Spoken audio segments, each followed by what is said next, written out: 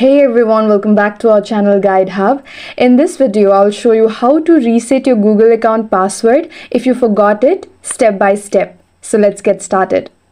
So first open any browser and go to accounts.google.com. Now tap on My Password button just below search bar.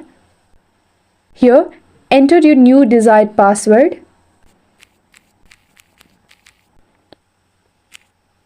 Re-enter the new password to confirm it. And tap on Change Password. So here, a prompt may appear to inform you that you will still be logged in few devices. Now tap Change Password. So as you can see, your password has been changed. So Google will now take you back to your account all set with your new password. And yes, that's how you can reset your Google password very easily if you have forgotten it.